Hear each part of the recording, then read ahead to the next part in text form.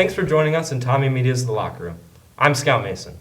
Since announcing a historic move from Division III to Division I, St. Thomas athletics teams have joined 4 different conferences and signed student athletes from 14 states, all while wrapping up their final MIAC season. The move to Division I poses many challenges, from raising $37.5 million as set in the 2025 strategic plan, to revising recruiting strategies. Leading the transition is St. Thomas Athletics Director Phil Esten, who returned to his alma mater 2 years ago after overseeing Penn State athletics for 4 years.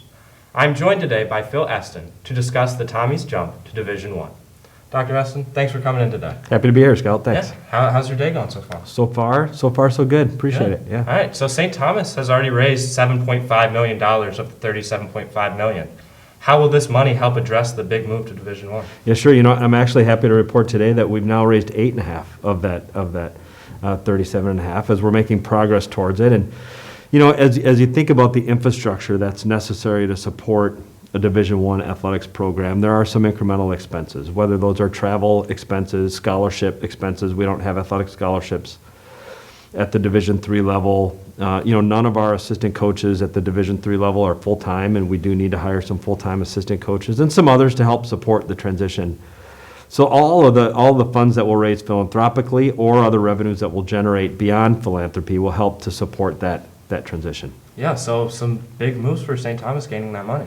Well, it definitely is, and it's because of the commitment of so many of our dedicated and passionate alumni.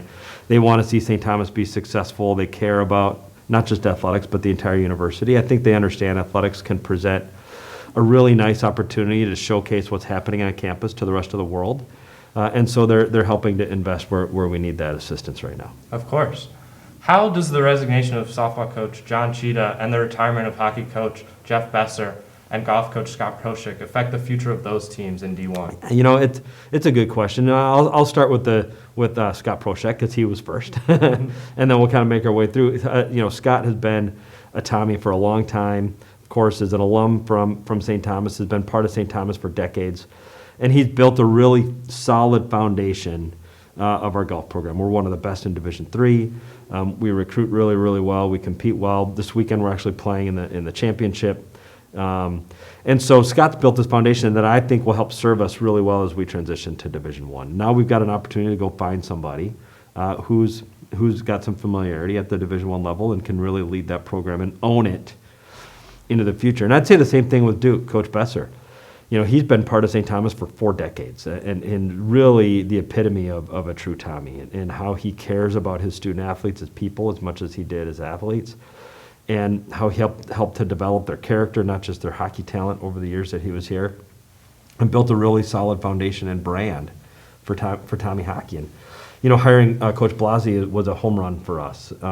Wrong sport analogy for hockey, but really a home run for us. And he comes to us with almost 400 wins under his belt, a couple of Frozen Four appearances, a runner-up, national runner-up, and several conference championships and conference coaches of the year. So he knows how to build a program over time and make that sustainably successful. And then, John Cheetah, he's just one of the best. He's a great coach. He's an even better person. And we're going to miss him a ton at St. Thomas. But he, too, has built a program that I think has got a lot of credibility. It's going to be a very attractive job for people in the marketplace as we go to look to replace John into the future as we make this transition. And, I'm happy for John. He's going back to his alma mater like I came back to my alma mater, and an opportunity to go down there and build something really special at St. Mary's. And that's important to him. So I'm happy for him, and it gives us an opportunity to go out and find somebody for our future as well. Yeah, so it sounds like they set up a good foundation. That's right. Yep. That's right. So overall, what do you think the most significant changes St. Thomas students will see on campus with the move? Well, I think there's going to be a lot of energy and excitement on campus, more than we've seen in the past. I believe that on a basketball game night, on a soccer game afternoon, on a football game weekend, you're going to feel the energy on campus differently than we felt it in the past. You're going to have fans on campus, not just from St. Thomas, but from the Summit League and the Pioneer Football League and some of the other conferences we're in. So I think that's the biggest one. We're probably going to you're going to be able to feel the elevated excitement. I think secondly, students, there's opportunities for them to engage in things differently than they have in the past. And now with the 2-year residency requirement, There are going to be things for them to engage in beyond some of the things that they've historically been able to. And so whether or not we're bringing, a Summit League opponent, North Dakota State's coming to town to play basketball, or we've got somebody, Drake's coming up to play football, or whatever it might be, I think there's a lot of excitement there. And then lastly, I'll say, we think that there'll be a lot more student jobs available as a result of this, right? As you think about some of the needs that we're going to have across the entire department, it could be in marketing, could be in game management and operations, could be in sales, it could be in facilities or managers with sports or whatever. We think there'll be several more opportunities for students to engage, whether it's work study or work or employment opportunities. So there'll be more opportunities for students to engage with athletics. Yeah, as well. So it'll definitely be exciting to see that buzz on campus next year. I hope so. Yeah, I think so. Yeah. The 2025 strategic plan lists one of its goals as becoming a top 10 Catholic university in the country. How does the move to D1 support this goal? Well, when you look at our institutional profile, and you just take athletics and set it aside for a minute, and you look at the program offerings, the enrollment, the endowment, the outcomes, some of the academic rigor that we have on our campus, our school looks a lot like the Villanovas of the world, the Marquettes of the world, the Creightons of the world, the Loyola Marymount's and Gonzaga's, University of San Diego's of the world.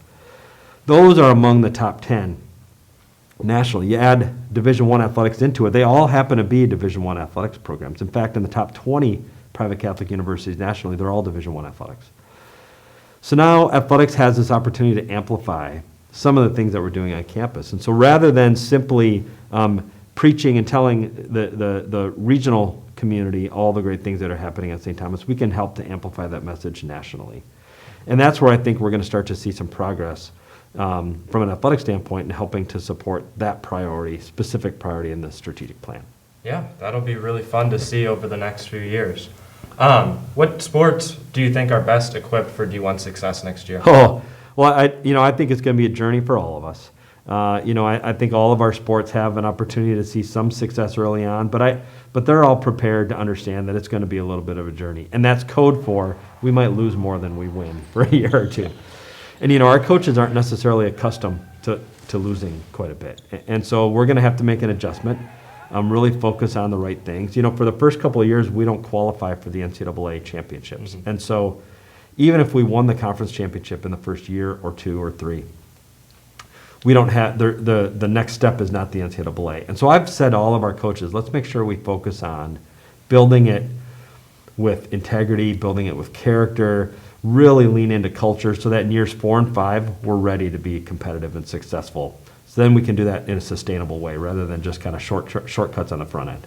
Yeah, and can you explain that culture a little bit that you're trying to build at St. Thomas? Yeah, when you think of, I always talk about it in the talent, values, character equation. And so when you look at the different variables from a student-athlete perspective or from a coach or a staff perspective, what talents do they bring to the team?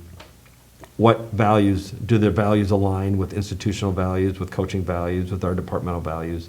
And what kind of characteristics do they bring to the team from a leadership perspective, and what's their true character? When you look at that equation, that should equal success, right? And so that's really the culture that we're thinking about. We're in the first couple of years, more than any other time, we're going to have to really work hard. We're going to have to find people who want to build. We're going to have to find people who want to be part of something that has never been done before. Really think about legacy.